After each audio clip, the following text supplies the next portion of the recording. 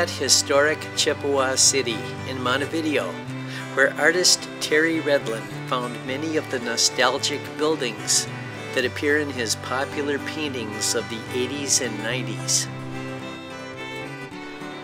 June Lynne is Executive Director of the Chippewa County Historical Society, headquartered here.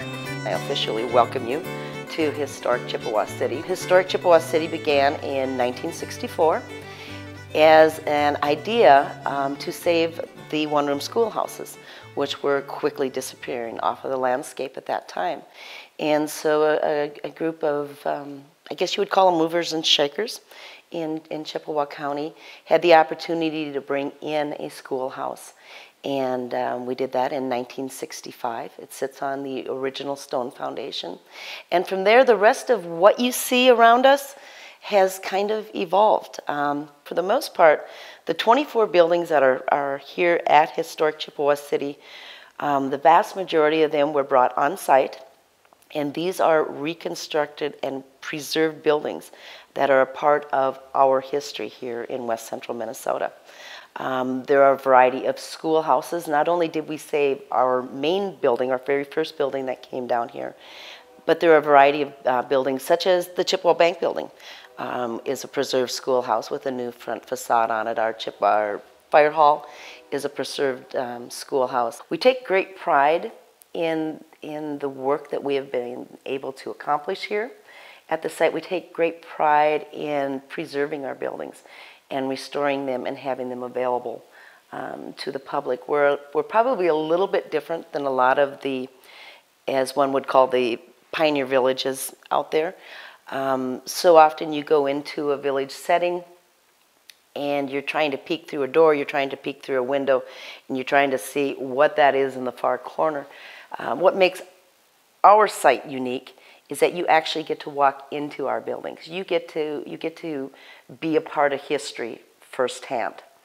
There's none of this peeking through the doors and the windows and trying to see if those shoes back there are blue or if they're black. You actually get to go up and you actually can get close and personal with that pair of shoes and see if they're blue and black. The log cabins that are down here are all authentic log cabins. We have several events here on site, and one of them that we have is Heritage Week, and when we bring in school children in May. And I get such a joy. This is the one time of the year where all of our buildings are interpreted. So when you come into the bank, there's somebody in here and gets to talk about the banking and how banking used to be. And there's a cannonball safe just over my right shoulder. And I usually get a chance to come in and kid who's ever in the bank that day about not giving out our combination to the bank so we don't have any robberies going on. It's an amazing learning opportunity. In the planning stages of the village, the business square was one of the most fundamental things that we could have. And in being as part of that included a boardwalk. And you don't often get to see that. Usually it's just kind of individual buildings. But the boardwalk ties everything together. Mm-hmm. And so one of the very first building you get an opportunity to see is the millinery shop. And the dresses, the hats, the shoes, the clothing styles are breathtaking. We really try and focus from about 1870, and we can go as modern to about 1920. But we try and keep it in as much into the later 1800s as we can. So when you go inside that millinery shop and you get to look at these dresses that women wear from the late 1800s, the workmanship and the quality is beyond. Some of them look like they actually just came out of a store. They're just in absolutely gorgeous condition. Once again, all donated to our organization.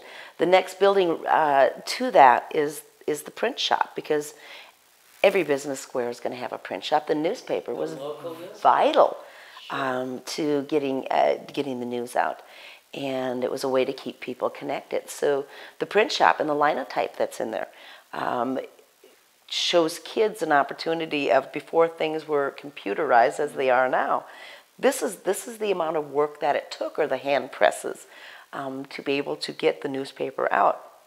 And then right next to that, of course, is the law office, where The law books that are all in there are from the turn of the century, and that building itself was actually, I guess adopted might be a good word.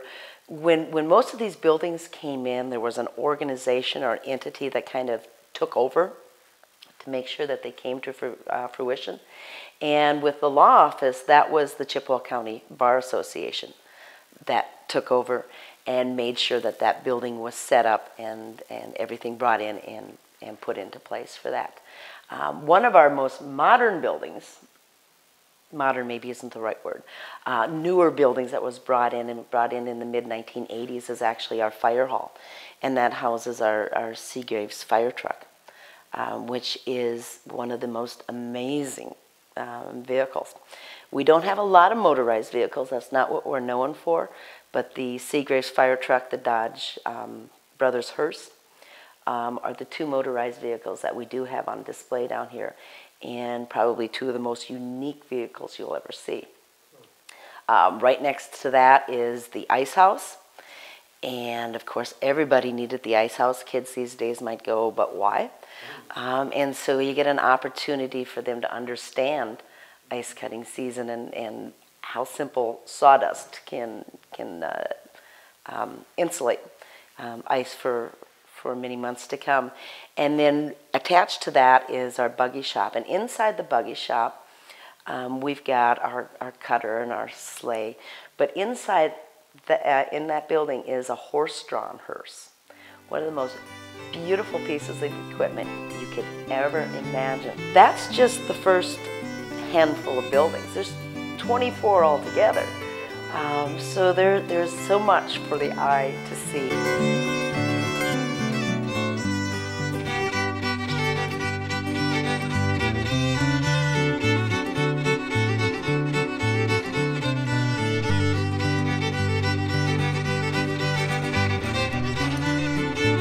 We officially open Memorial Day weekend through Labor Day weekend. For that period of time, we're open 7 days a week. So Monday through Friday, 9 to 5, and weekends and holidays are from 1 to 5. And so after Labor Day weekend, we're open Monday through Friday, 9 to 5. We will open one day in December when we have Christmas in the Village. That's always the first Saturday in December. People come in from out of town and they're traveling, whatever, and they want to go through. We certainly encourage them, as long as they don't have snow on the ground, we still encourage people to come out and be able to at least walk the boardwalks, take a look inside the buildings, peek through the windows, doors. That's the one time you're going to have to peek through the windows and the doors, is when we're not officially open.